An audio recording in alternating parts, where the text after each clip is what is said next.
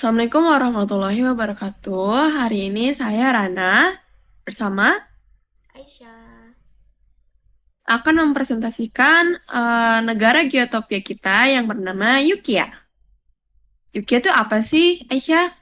Jadi, Yukia atau Negara Republik Yukia adalah negara dengan sistem pemerintahan demokrasi. Lembaga eksekutifnya itu dipegang oleh presiden sebagai kepala negara dan perdana menteri sebagai kepala pemerintahan yang menjabat setiap 5 tahun.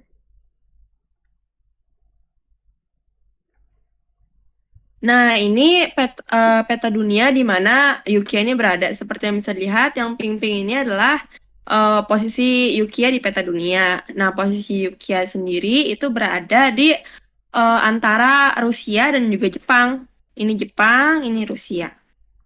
Betul. Sekarang ini peta yang lebih jelas dari negara Yukia. Bisa dilihat di sebelah kanan atas, skalanya itu 1/10 juta. Dan Yukia terletak di antara 145 derajat sampai 160 derajat bujur untuk letak astronominya, sama untuk lintangnya 30 derajat sampai 45 derajat.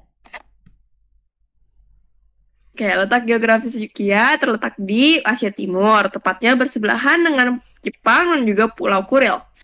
Batas sebelah utara Jepang adalah Rusia, seperti yang tadi kita bisa lihat di peta dunia. Dan juga batas sebelah timur dan selatannya merupakan Samudra Pasifik. Lalu di barat adalah Kepulauan Kuril yang merupakan perbatasan Jepang dan juga Rusia. Nah, karena UK ini berdekatan dengan Pulau Kuril, jadi bisa dibilang UK ini juga termasuk perbatasan antara Jepang dan Rusia. Betul. Sekarang untuk wilayahnya, ada 8 daerah wilayah di Yukia. Ibu kotanya sendiri itu ada di kota Berlin yang bisa dilihat dari gambar lebih detailnya, terletak di pertengahan dan mengarah ke Yukia bagian timur. Selain kota Berlin, ada juga daerah wilayah sfer kita, Hokuzev, Pulau Shinza, Vyosma, Kitze, Yunami, sama Pulau Yukio. Nah, untuk letak astronomisnya tadi sudah dibilang oleh Aisyah bahwa bujurnya itu dari 155 derajat sampai 116 derajat dan lintangnya yaitu dari 30 derajat sampai 40 derajat. Kemudian untuk letak geografis seperti yang tadi sudah kami bilang berada di lempeng Pasifik, tepatnya persis bersebelahan dengan Ring of Fire yang menyebabkan Yukia memiliki beberapa pegunungan vulkanik yang aktif dan sering mengalami gempa bumi karena letak geologisnya. Waktunya adalah waktu Yukia adalah GMT plus 10 dan iklim yang Yukia miliki adalah subtropis hingga sedang. Nah, oleh karena itu Yukia terdiri dari 4 bagian musim, yaitu musim semi, musim panas, musim gugur, dan musim dingin. Untuk bahasa resmi yang digunakan itu bahasa Yukia. Tapi masih juga ada beberapa masyarakat yang menggunakan bahasa Jepang dan Rusia karena etnisnya itu 50% lokal dari Yukianya sendiri, tapi 30% ada dari Jepang dan 20%-nya dari Rusia. Untuk ekonomi, mata uang Yukia itu berbentuk kian, jadi 170 kian sama dengan $1 Amerika Serikat. Dan kepercayaannya, Yukia memiliki kepercayaan sendiri, yaitu kepercayaannya yang datang dari kepercayaan terhadap salju. Kalau Yukia itu kan artinya salju, jadi masyarakatnya percaya bahwa setiap musim dingin Tuhan mereka akan memberikan mereka berkah dan rezeki, sehingga masyarakat Yukia percaya bahwa musim dingin merupakan musim yang suci. Jadi, untuk kehidupan masyarakatnya, semenjak dulu masyarakat UK ini memiliki potensi bermata pencarian sebagai petani sawah dan nelayan. Kembali lagi karena letak geografisnya yang dekat dengan Samudra Pasifik. Dan semakin ke sini terjadi peralihan di berbagai kota Yukia sehingga mata pencahariannya beralih menjadi sektor industri dan pertambangan. Yukia adalah negara yang maju karena piramida penduduk mereka berbentuk konstruktif yang berarti lebih banyak usia tua dibandingkan usia muda. Ini mereka kurang lebih mirip dengan kondisi Jepang yang dimana Jepang sendiri juga em, reproduksi anak dan juga tingkat pernikahan di sana juga menurun. Jadi makin ke sini juga karena budaya juga kurang lebih sama, jadi eh, yang usianya lebih tua lebih baik dibandingkan yang usia lebih muda. Ya, betul. Untuk kehidupan sosialnya sendiri, ras yang dimiliki masyarakat di Yukia itu bersifat homogen, jadi kurang beragam. Suku dan ras mayoritas dimiliki oleh masyarakat berasal dari Jepang, Rusia, lalu percampuran dari kedua negara tersebut yang akhirnya jadi masyarakat lokal Yukia.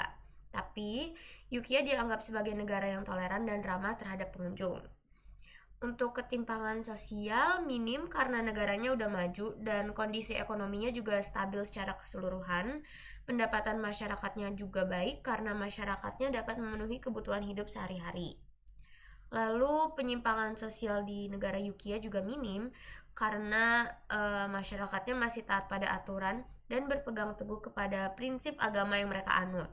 Kalaupun ada penyimpangan masih belum bisa secara terang-terangan.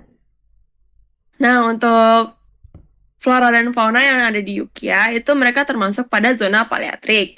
Nah, untuk fauna dan floranya bisa dilihat di sini. Di sini ada macan tutul putih, ada rubah, ada bunga sakura, ada pertambangan dan juga perikanan. Ini adalah dua sektor industri yang mereka sangat kuat.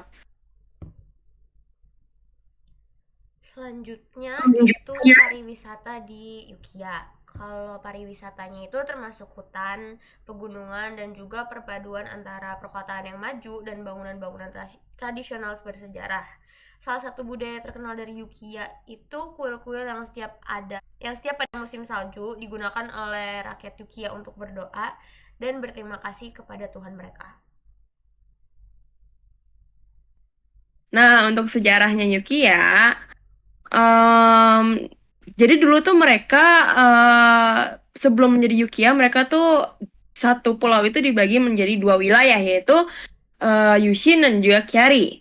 Nah, Yushin dan Kyari ini adalah dua kerajaan besar. Kerajaan Yushin dan juga kerajaan Kyari ini mereka saling bekerja sama. Nah, pada tahun 1880-an, Jepang nih mulai mengklaim bahwa pulau Yushin dan Kyari ini adalah bagian dari Jepang dan sehingga Jepang juga mengintervensi kedua kerajaan tersebut. Hal ini menyebabkan kerajaan Yushin dan juga kerajaan Kyari memiliki pertentangan di antara satu dengan lainnya, dan dari situlah Jepang mengambil kesempatan tersebut untuk mengambil alih kedua kerajaan tersebut dan menggabungkannya menjadi Yushikia. Aisyah, mau dilanjut? Boleh. Lalu setelah itu tahun 1920-an Soviet mengklaim kalau pulau tersebut bagian dari Soviet dan akhirnya terjadi pertentangan antara Jepang dan Soviet. Lalu di tanggal 1 Agustus 1945, Jepang menyatakan perang untuk memperebutkan Yushin Kyari atau yang disebut juga Yushikia.